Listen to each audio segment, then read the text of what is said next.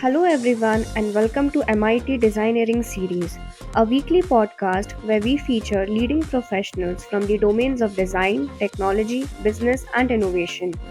We talk to them about their experience, views on the latest industry trends, designeering, and a lot more.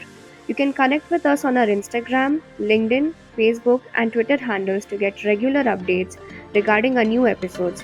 And without further ado, let's start with your show. As a team leader in the ever changing world of design and marketing, evolving with the market's needs, users, and other stakeholders is crucial. One needs to gain a deep understanding of the problem from the user's perspective and have the ability to adopt to their dynamic demands. Furthermore, leaders need to lead a team of designers, each with a different outlook towards the problem, to create innovative products that can efficiently solve the problem. So, how can designers adopt a more open mindset and evolve with progressing times to develop effective products for the dynamic world? To learn more about this concept and many more related topics, we bring to you someone with over 3 decades of experience in design and marketing and currently working as Chief Design and Packaging at ITC Limited, Ashwani Kumar. From sales and marketing to product development focused on design and packaging to design leadership, he has changed several product categories. He holds expertise in packaging, brand management, business strategy, product development, and a lot more. And that's why, on our journey of discovering designeering, we talk to him about enduring emotions in brand strategy. And hey, don't forget to tune into our monthly special segment where we are hosting a startup design studio, Wolfcraft, this month. Hello, Ashwani. Welcome to MIT Designeering Series. It's an honor and pleasure to host you on our show today. Well, pleasure is all mine, Rohit. I'm looking forward to this podcast. Thanks for inviting me over. Hey, Ashwani, as my icebreaker question, here is my first one to you. You've been actively writing about branding, marketing on your LinkedIn posts, and I've seen some of them and they've been brilliant. While we all started with the conventional four P's of marketing that I remember: product, price, promotion, and place. The recent acts, like the one you mentioned about Ronaldo changing Coca Cola bottles, demonstrated that those four P's have dramatically changed. In fact, the current four P's stand for people, purpose, participation, and populace, according to me. What's your view on this transition that has happened? Well, Rohit, you're so right. These new words have come into our life, and a lot of change has happened around us. People are behaving differently, people are shopping differently, people are engaging differently, and hence we have to understand people, their participation, and what really ticks them. But to me, the four P's are fundamental and foundational, and they will change. They will stay for a time to come and help us in our marketing efforts. But let me tell you one thing. Take, for example, the recent study that has been found that people are shopping at all times of the day. Some people are shopping at weird hours at 2 a.m. in the morning. Then how does one position a brand? How do we advertise our brand? So it's important to understand people. It's important to understand their habits. It's important to understand what ticks them. And of course, gone are the days where you can create a company where there is no clear purpose. Take our own, take our very own big basket and take Airbnb. How they redefined the way we experience our holidays. How they redefined the way we do grocery shopping. Take PharmEasy, take 1mg. Did we ever think we'll be talking to a doctor online? So, of course, purpose is extremely important. But let me tell you a recent example. Xiaomi has become number two globally in smartphones, but for them, pricing strategy was a key thing. So that P of four P's did come handy and important for them. So Rohit, it will have to be the best of both without working with your four P's of conventional marketing and just focusing on what these modern technologies are. I don't think so you'll go much. You need to have both working for you.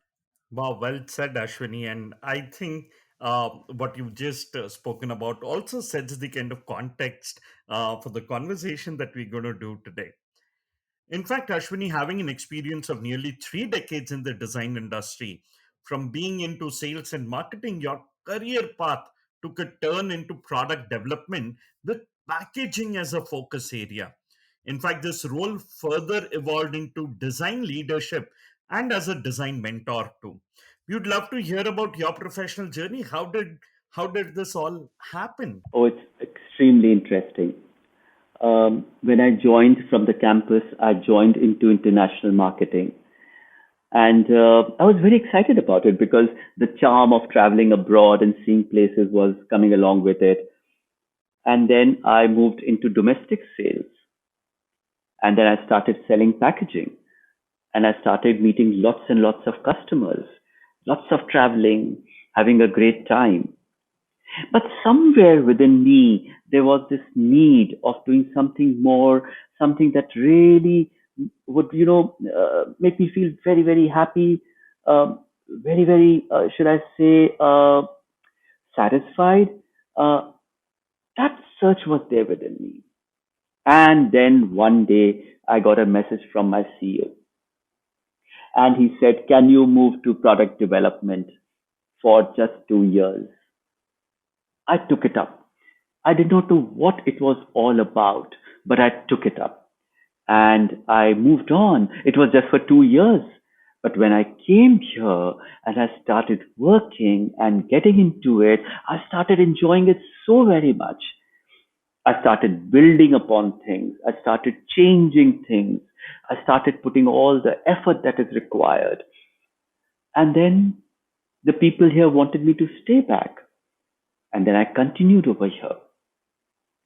Slowly and steadily, from what I was doing, I started redefining it. I started bringing design into it in a big way. I started bringing thinking about design in a much deeper way than what we were doing earlier.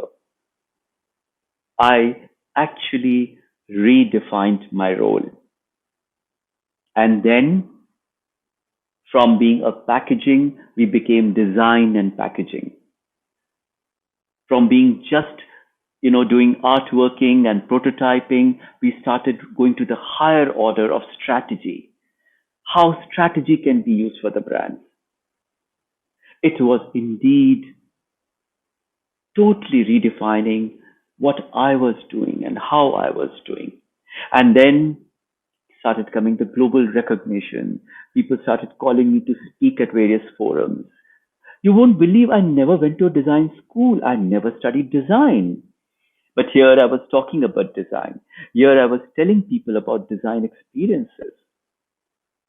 I must say, Rohit, this universe, that's the theory that ultimately universe directs you to where you are or where you should be, happened with me. I'm a living example. Wow, incredible, Ashwini. In fact, your journey is an example of how this universe brings you to a place where you can make your finest contribution. And you've had that opportunity. In fact, you have never attended a design school and nor formally studied design. What were the challenges you faced as you traversed it, and how did the transition transform your mindset? I think there were a couple of challenges. One was for people to accept design as a word. Design was seen as, okay, some colors, something to do which is nice, but design as a thought, design as a principle was not really in people's mind. So that had to be brought in. That foundation had to be brought in. So that was my biggest challenge. How to make people really believe in design. The other thing is, Rohit, is the challenge of subjectivity. When you work with design, there's so much of subjectivity. There's so many people involved in what you're doing, and everybody has a viewpoint. And then what happens is that you have to still work with it and still find ways and solutions. Some may get upset with you, some may feel happy about it, but you have to keep your path moving on. You have to keep going on, moving ahead. And I think those were some of those challenges that I faced, and I did overcome, I must say. Hey, did you know ITC's agribusiness division has launched eChapal, a more efficient supply chain aimed at delivering value to its customers worldwide on a sustainable basis. The eChapal model has been specifically designed to tackle the challenges posed by the unique features of Indian agriculture, characterized by fragmented markets, weak infrastructure, and the involvement of numerous intermediaries, among others. Wow, Ashwani, this must have been an incredible experience, I'm sure. And while continuing about your journey and the world of design, in the process of finding the challenges, every designer, Ashwini, builds a knowledge base that drives their work. It influences their design decisions, determines and sets the parameters of the product successes as well. In fact, it is about developing a common language for the entire team to use when discussing project design. However, when you conduct further investigation, you may discover that the problem is not the actual problem. In that scenario, what I wish to know from you, Ashwini, how can we designers deal with it and quickly shift the gears to the real problem? Rohit, it is all about being flexible. Let me tell you about this experience we had. There was a project that we were working on, and we did tremendous amount of work. I mean, we went out of the way in creating some amazing concepts, prototypes, innovation, ideas, thoughts. We worked like crazy, and we had put in so much of effort. We never thought for a moment that we were not on the right track. We believed in our work. My team and me, we were all the time, for days and weeks at the project and trying to get the best for that brief at hand. And you won't believe what happened. The moment the presentation started, and the very first sentence threw us off, we realized that there was something wrong in what we had done and what was expected. So for a moment, it was like an earthquake under our feet, but we became steady. We started listening to what was being said. We started understanding to what was being commented upon. And then we started appreciating what was being said. We came out of the meeting much enlightened. And though a lot of work had got wasted, but ultimately we realize it is for the good. So let me tell you, we shouldn't get too bogged down by something not happening right or something not going the way we had thought about it. We have to move on. Stop shedding those tears and get on with it. I think that is what is important. And for that, you have to be flexible. Rigidity does not pay, Rohit. Absolutely, Ashwini. And I completely agree with you. In fact, I've faced this in my experience. And in today's dynamic world, you need to be flexible enough to change the gears and move. I mean, who had thought about the world of marketing, the world of communication changing so dynamically with the introduction of Google, Facebook, Instagram now, voice commerce soon, and so many things that the world is changing. I'm absolutely in agreement with you. And while I received your inputs on that, let's change our gear towards the world of design. Design is all about inspirations and further evolving them, Ashwini. As a designer, inspiration is just your fuel. Finding inspiration is not a process that has to be followed, and every designer has a different approach to it as well. In this world where everything is available on the internet, Ashwini, how can we designers open our mindsets and find inspiration? I think for inspiration, the leader plays a very important role. The leader has to inspire. The leader has to bring inspiration to whatever work is being done. While each person in the team adds to that little bit, but ultimately, the leader has a very major role in bringing in inspiration. But as you rightly said today, a lot is available on the internet, and you don't know whether you are going to come out with something that's absolutely unique. Rohit, what I do is whenever I travel, I keep taking lots and lots of pictures, pictures of anything. It could be just one sentence written somewhere.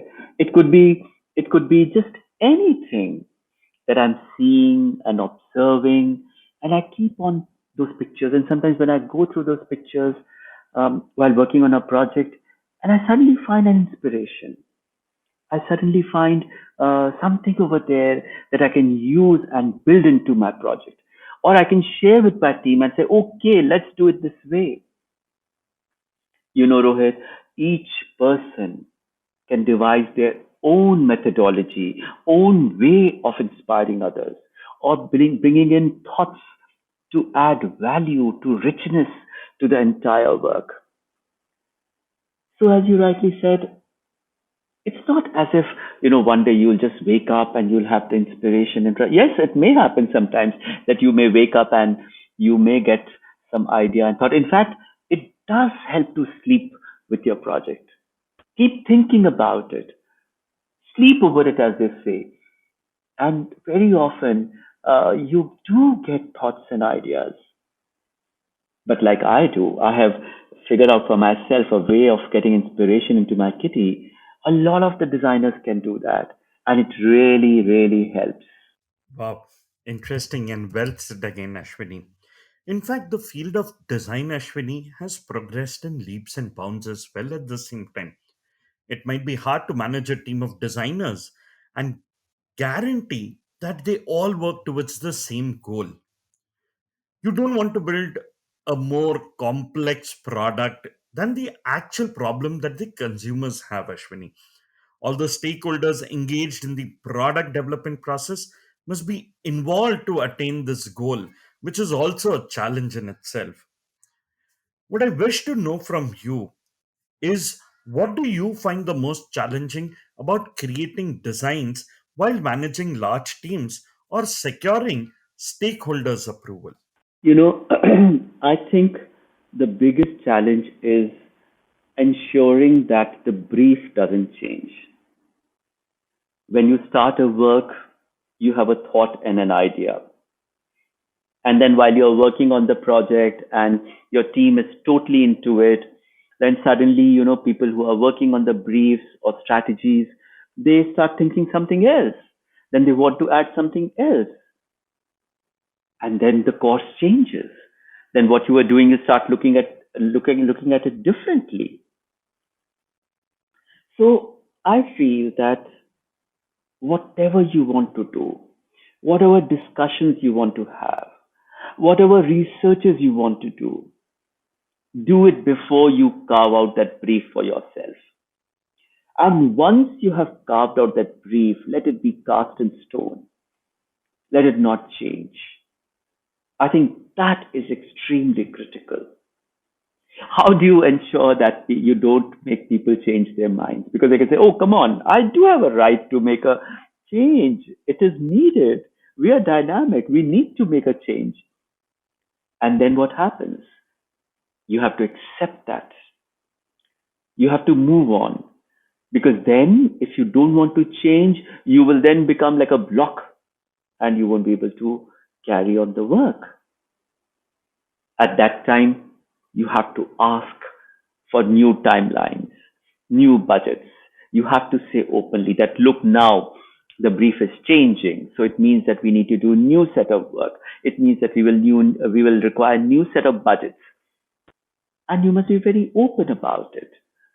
I think these are important principles,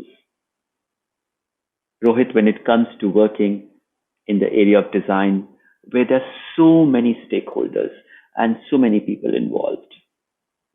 Couldn't agree more to what you just said, Ashwani. And absolutely important to ensure that all the stakeholders are on same page so that we are able to successfully achieve the goal that we're working towards. And while we've been talking about this, let's also talk about another area of your expertise: product packaging. In fact, it is the first connection between a customer and a product, and often it's the first experience they will have with the brand as well. It's important to spark and stir up emotions of excitement, joy, delight, and amazement. How can designers create packaging, Ashwini, that instantly connects with the customers to drive brand awareness and recognition? I think the most important thing is keep questioning your own self and keep seeing yourself as the consumer of that brand and that packaging. What I'm saying is that if it doesn't work for you, how will it work for the consumer? Very recently we were working on a project where we had to create a structure in a particular size, and everybody approved it. It was ready, everything was done. And then I felt that there was some problem with it in the consumer's ability to take out the product. I immediately raised the alarm. I called in all the stakeholders. I said, look, I feel about this. What is your opinion? Do you agree with me? After all, we have spent so much of time and effort coming to this stage. So, should we be questioning what we have done till now? And you won't believe everybody agreed to what I was saying. And then everybody was agreeable to make that change because they realized that it is for the common good. It is ultimately to ensure that it doesn't have a market failure later on. And we got on to building the new structure and we got it right. And see the joy that it brought into people. That look, ultimately, we were willing to question what we had done. I think this questioning is extremely important. Very often we just get carried away with the project. We just say, okay, let's move on, let's do it. But we forget that ultimately you may push it out, but what if it fails outside when it goes into the market, when it goes into hands of your customers and your consumers? It's better to resolve it while it is in your territory, in your hands.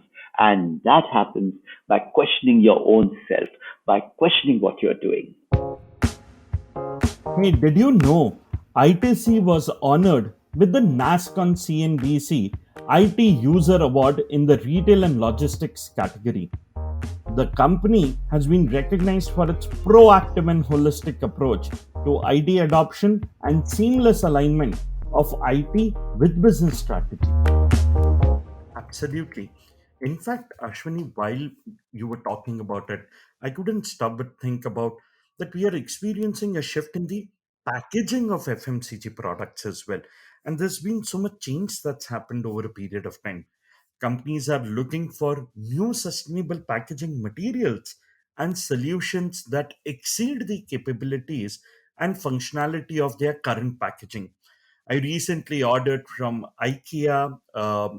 If you see how colas have changed their packaging over a period of time, and so much more that has happened. What I wish to know from you, Ashwini, what factors do we need to keep in mind while designing packaging solutions for FMCG products? And if you could also throw some light on how can we design packaging solution that facilitate recyclability and accelerate biodegradation of FMCG products as well? I think it is all about setting some principles for yourself. Today, everybody is talking about what you just mentioned. but some are implementing it, some are not. Some are implementing it very well, some are implementing it to certain extent. But if you set some principles for yourself and say that I will work with these principles, then you would obviously start to get what you really want to. Take, for example, that famous Japanese architect Tado Ando. He had the principles of social, scientific, and sustainable. And and he lived with those principles. Let me tell you, Rohit, if you can actually keep certain principles for yourselves and your team and you live with it, then there is no reason why you won't achieve. Don't leave those principles for being just announced in your annual reports or just be shown onto your web pages. Feel it, work with it, live with it, believe in it. I think that is what is most important. A lot of the companies do talk a lot about all those factors, but when it comes to actually implementing it, they take shortcuts. They say that, okay, let's move on, let's do something that we'll do this later. But if your principles are saying that no, we have to live with it, then there's no one who can make you go away from those principles. So, Rohit, I feel each team should define some principles for themselves and live with it, just like Tado Ando did. Absolutely, Ashwani. Completely agree. And I think all the companies that have gone out and taken some of these roads less traveled, difficult paths, but towards the end, it's definitely worked for them. In fact, while sticking to that thought process and just shifting a little from the packaging part of it, human beings are not patient, Ashwani. It only requires one simple click for users to abandon a brand and in less than a minute at the keyboard to complain about their experiences uh, to million of other people out there online. What I wish to know from you, Ashwini, what is the importance of emotions and brand strategy? How can we accelerate brand growth through emotional connections? I feel the most important thing is simplicity. Keep your communication, keep your idea very simple so that it is easy to relate with. Do not overcomplicate your product so that consumers are left in disbelief, wondering, oh, what is it really? Oh, then, because if you have too many things saying around your product and your brand, you will create too many questions in consumers' minds. And when there are too many questions in consumers' mind, as you said, with a click of button, they just move on. They may not stay with you. But if your idea is simple and clear, and if your communication is along those lines, then there's no reason that consumers will not stay with you.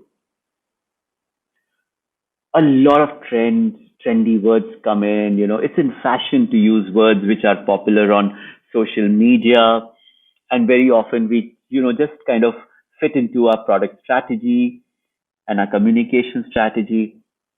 But I think that's incorrect. You have to do what really suits for yourself. Don't get hung up about, oh, this is very trendy, let's do that. Because if you do that, then you may actually not be able to hit on with the consumer that you're targeting. So I feel being simple and true to what really you want to do is important in where we are. Well said, Ashwini, and I couldn't agree more. I think it's a brilliant conversation where I'm realizing of Yeah. how true it actually works in the real time per se, and an application of these things that we keep talking about. And while we've been talking about all of these things, Ashwini, I would want to bring one other element to our conversation, which is the element of technology. In fact, to enable innovation and expand the business over time, companies need to upgrade their problem solving process, taking themselves out of their comfort zones by challenging assumptions and business decisions through a human centered approach. The question that I have for you: how can designers look beyond features, functions, performance, and apply a user centered approach in their solution? You know, no matter what technology comes in, I feel it's most important that whatever you do should work upon people around you. For example, your partner, your wife, your husband, your girlfriend, your boyfriend. Can you actually use them to support you? To, supposing you develop some product and an idea, take it to your wife and say, do you think this will work? You won't believe, Rohit, that I talk to my wife about so many ideas and thoughts, and very often what she suggests to me, I incorporate that, and it works out much better. So it is not just about technology, it is about actually feeling it and experiencing it yourself. Yes, technology is important to help you actually make the solution, develop it. For example, prototyping. Now, 3D printing helps you to make a prototype so quickly. Rohit, earlier, if we had to make a concept or an idea, you have to actually do the molding for it. You spend lakhs into molding, then you spend too much of time, so much of travel. But now, all you have to do is make a 3D print out of it and check it. So, yes, technology helps, but to me, it has to be laced with your own experience, with your own feel and thought, and that is important. Ashwini, while we've been speaking about design, packaging, and other elements, I would Yeah. like to ask you one of my last questions where we bring in the element of technology as well. Over the past 30 years, we've had the luxury of working with technologies we understand extremely well. But in the future, our challenge will be to understand this advanced technology and how do you work alongside it. The question that I have for you is: how can designers explore and understand these new technologies, and how can they relate to our businesses? I think the answer lies in being open and willing to accept the change. So many people I know, they still are very uncomfortable with a smartphone. They don't know so many features in the smartphone, and hence they're not able to use the full advantages of the smartphone. I feel that one should be open to change. When a technology comes in, one should be able to experiment with it. A new product idea comes in, you must go and buy it and experience it. Very often, we want to just continue with what we are doing. I think this whole attitude of willing to experiment. A new shampoo comes in, try it out. A new kind of a lampshade comes in with a new kind of a light. Think if it can be used for you. Why should you just continue with the way you have been doing all this while? And I think designers should be very, very open to new technologies. And when you are open and when you accept it, then you will implement it, then you will use it for yourself. I think that is most important. Don't have the fear. No technology is difficult. No technology is going to eat you up. I think what is important is to appreciate it, to live with it, to accept it, and to not have to have a mind block. If you have a mind block, you will never touch new things. You will never touch the change. You will never try that new. Other day I was reading about 3D printed some meat preparation. So it's actually not. meat, as in the true sense, but it is printed out with certain vegetable proteins to give you that same experience. So it's a technological change in the way you will consume products. You get the same experience of eating your steak, but at the same time, it is not what it should be. So if you're not open to change, if you're not open to that idea, how would you really move on? To me, the principle is about being open and being able to experiment, Rohit. Well said, Ashwini. And while I would like our conversation to continue, due to paucity of time, I'll ask you my one last question. At MIT Group of Institutions, Ashwini, we have coined the term designeering, a unique combination of design and engineering. What I wish to know from you and validate, do you think both of these concepts can converge and meet on the same page and could help young designers achieve something exceptional? You're absolutely right. Both have to work. If you do not have engineering combined with design, you will get no solution. In fact, you won't believe in most of the companies. You cannot progress till you have both the teams working in tandem. So you have to have your idea, your thought, your concept, your creativity going. At the same time, you have to find engineering solutions to make it happen, to make it convertible, to make it manufacturable, especially when you're talking about bulk, large quantities. So both have to work. Both have to be together. If the designers remain in their space and say that no, what we have created, and yes, that exactly you please do, and we have to do exactly like that, I don't think so it will happen. You have to be able to accept that little change that comes in with the engineering. Because when you have to manufacture for mass, when you have to take it to a large manufacturing setup, what you have really thought of may not be workable. So then a new drawing comes in, a little bit of change comes in here and there, and then you have to accept that change. But just remember one thing, don't let your concept get diluted completely. Let the two together come out with a superior solution. And let me tell you, it happens, it works. But if you're rigid and if you say, no, I want my design concept to be just exactly the way I've thought of, then you're unlikely to go very far. Because then you will create a boundary, and people who have to actually manufacture and engineer it, they will not be able to help you out. So it is about that wonderful synergy, design and engineer. So I think you guys have coined it just right. My compliments to you. I think it's brilliant, and it's going to definitely work for you and your students. Thank you, Ashwini, so much for that validation. It was amazing speaking with you, and I'm sure that our listeners are going to learn a lot from this conversation. Thank you so much again, Ashwini, for doing this with us. My pleasure, and great chatting with you, Rohit. And I'll be looking forward to the feedback from people and what they learned from this, and to add on to what they have to say. So thanks once again. Hello, everyone. Welcome to our new segment where we are hosting a startup design studio every month. And this month, we are talking to Mohit Yadav, founder of Wolfcraft Strategy and Design Studio. Welcome back, Mohit, to the show. Hey Rohit, nice to be here.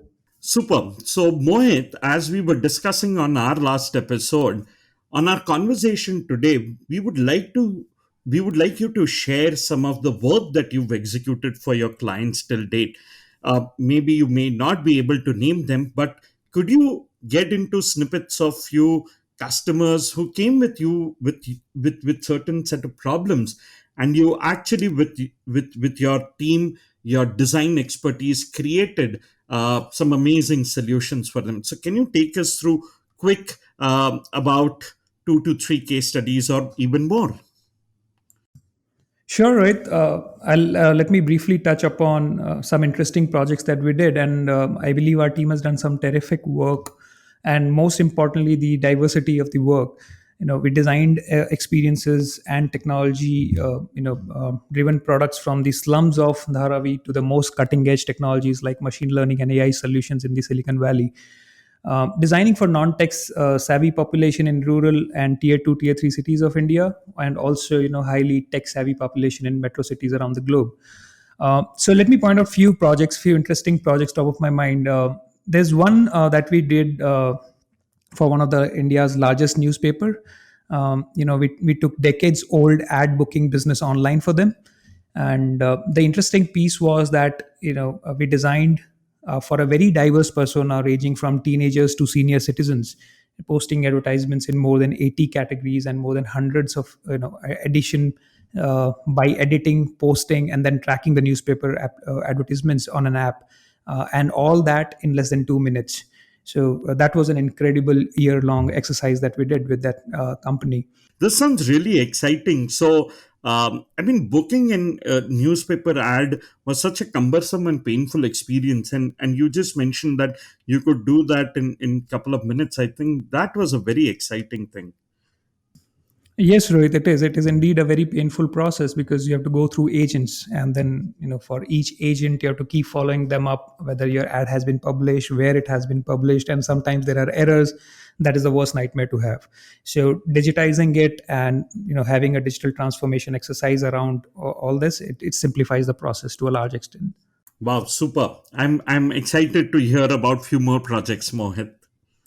Yes, right, certainly. So the other one that comes to my mind is an enterprise application. Let me take you to the other side of the world. We did this for a company in San Francisco, where we designed an advanced machine learning deployment platform that helps large businesses like airlines, sports, or e-commerce to make more data informed strategies.